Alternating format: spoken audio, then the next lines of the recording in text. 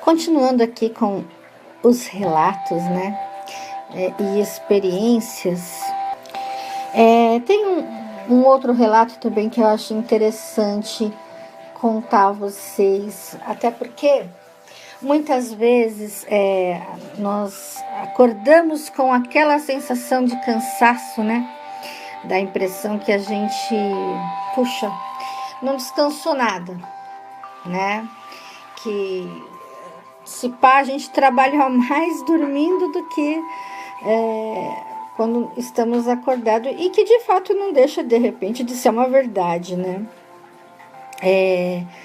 Também depende de pessoa para pessoa com que frequência, né, isso acontece, enfim.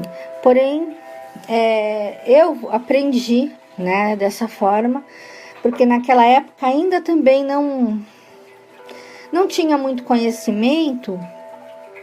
Foi no início, né, quando eu comecei, por conta de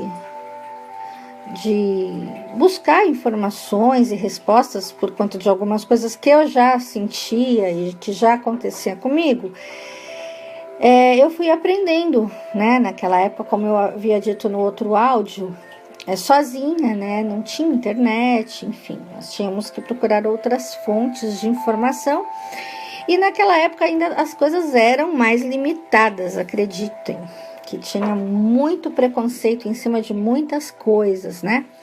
Hoje em dia, creio que as coisas elas são vistas de forma mais natural, né?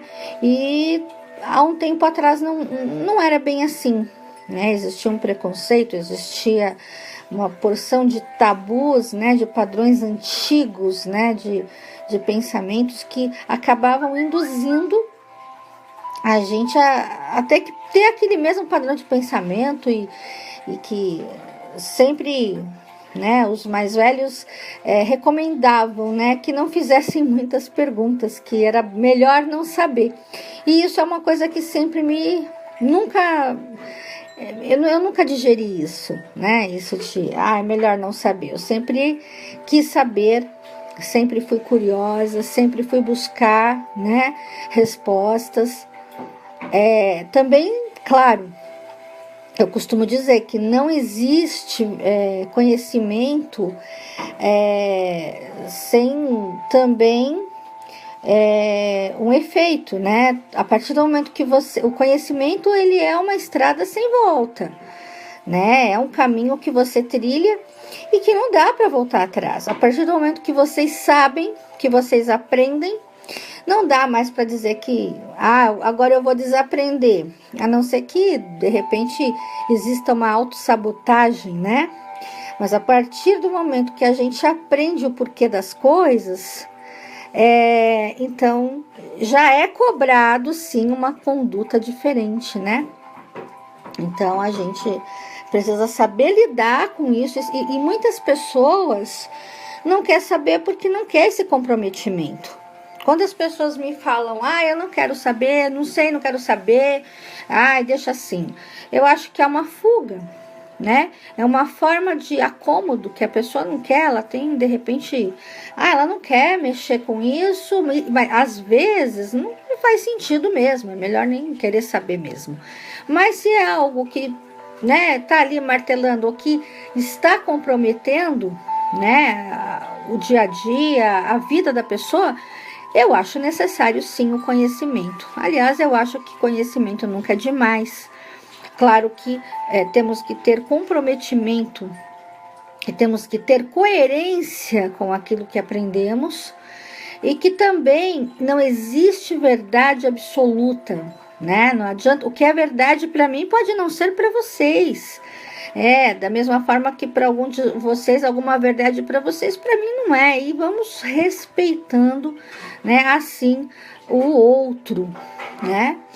Então, nessa época, eu passei por uma experiência muito interessante. Eu trabalhava, meus filhos mais velhos eram pequenos, e na parte da manhã eu acordava cedo para levar eles para a escolinha e depois eu ia trabalhar. E numa noite eu estava meio acordada ainda e eu comecei a fazer as viagens que eu costumo fazer. É como se fosse eu tenho uma facilidade, né, de passar para o outro lado muito rápido, porém, nessa época eu não sabia muito bem como que era isso, mas enfim. E aí eu me vi num local onde tinha uma espécie de uma nave. Não é disco voador não, gente, é tipo de um transporte que hoje eu sei que existe, né, até estudando, procurando saber, mas na época não sabia. E tinha uma pessoa junto comigo. E eu muito preocupada, dizia para ele assim, mas eu preciso estar aqui amanhã às 6 horas em ponto. Eu tenho que levar meus filhos na escola e trabalhar. Aí este homem falava, não, fique tranquila, às 6 horas em ponto você vai estar aqui. Mas devido a ser uma viagem muito longa, aonde ele falou que ia me levar, me transportar, eu estava muito preocupada, porque era no Japão. E não sei por que essa ligação, na época não sabia, hoje já tenho até algumas teorias, mas enfim. Eu entrei nesse transporte e rapidinho eu cheguei a um local que eu tenho em mente até hoje, certinho, assim, é como se eu tenho nítida lembrança de tudo o que ocorreu. E nós chegamos num bairro, tinha uma alameda no meio e tinha uma casa, alguns carros estacionados em frente à casa. Nós entramos nessa casa e eu conheci a maioria das pessoas que estavam lá, mas eu, Patrícia, não conhecia, mas ali naquela situação eu conhecia, eram pessoas que eu tinha hábito de ver. Era como se fosse uma equipe. E nós conversávamos assim, todo mundo se reuniu. E aí chegou o momento de que nós íamos para um lugar, para um local. Então nós nos dividimos em carros, entramos nos carros, cada um, né, tinha alguns, eu não me recordo quantos, e nós fomos até um local que tinha acontecido uma catástrofe. Era um lugar assim... O cheiro era muito forte, gente. Eu me recordo do cheiro, um cheiro muito forte, de coisas queimadas, carne, eu não sei explicar. Cheiro forte igual curto-circuito, mas um cheiro muito, muito, muito, muito, muito forte mesmo. E assim que nós chegamos, eu já avistei uma parte assim de umas ferragens retorcidas assim, muita gente desesperada, muita gente morta no chão, tinha muitas coisas assim impressionantes assim, sabe? E o que me chamou a atenção foi uma senhora que ela estava assim meio que ajoelhada no chão com uma criança. Ela estava segurando uma criança de uns 9 anos mais ou menos, um menino.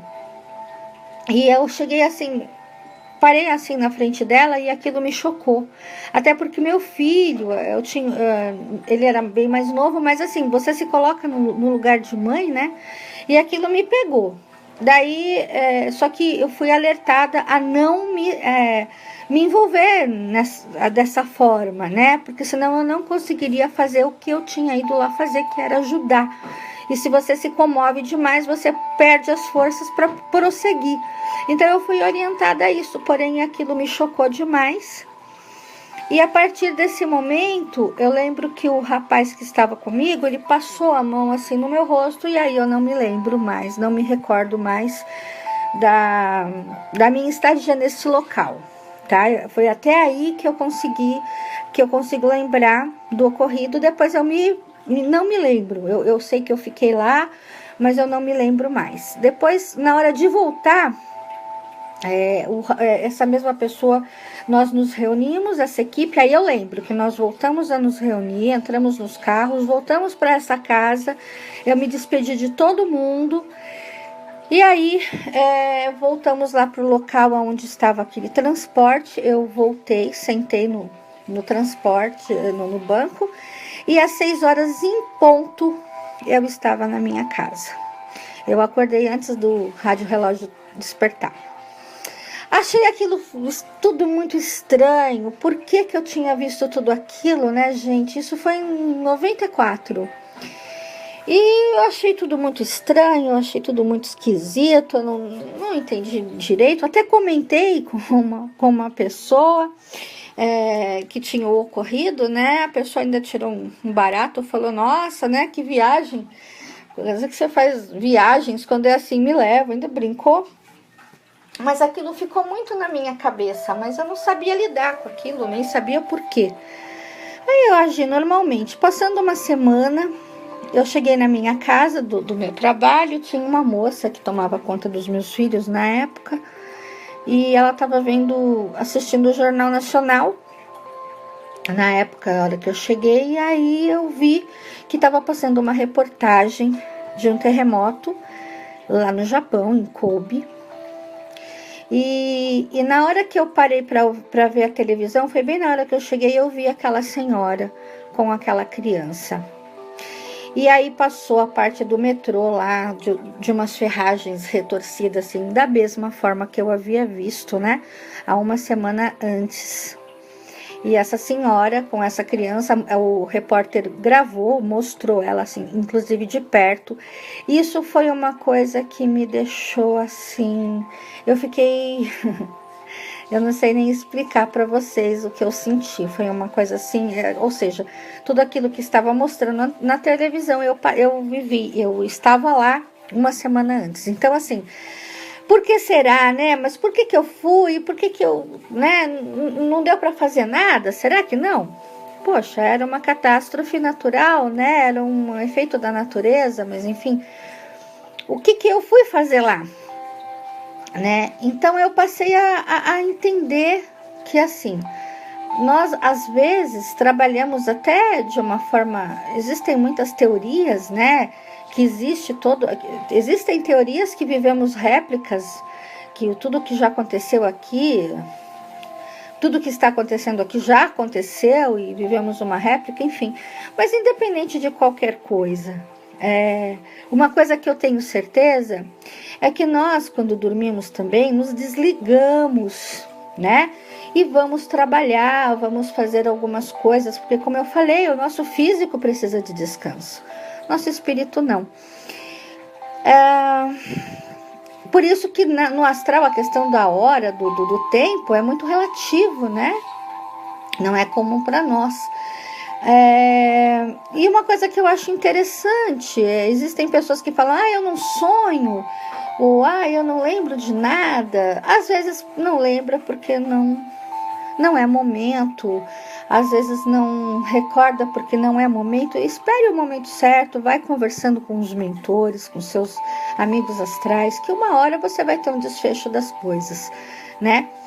Aqueles que lembram, enfim, de alguma forma a gente esclarece algumas coisas, né? Porque às vezes a gente acorda tão cansado, com sensações, né? Então, a gente vai para muitos outros lugares, a gente anda por muitos lugares, né? Então, enfim, achei legal contar isso para vocês. É uma experiência que eu vivi, né, há muito tempo atrás.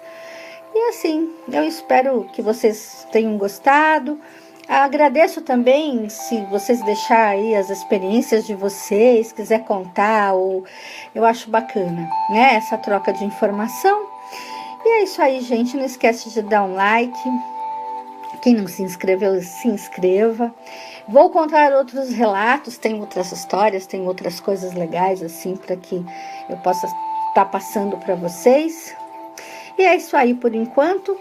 Um beijo no coração de vocês e até o próximo vídeo.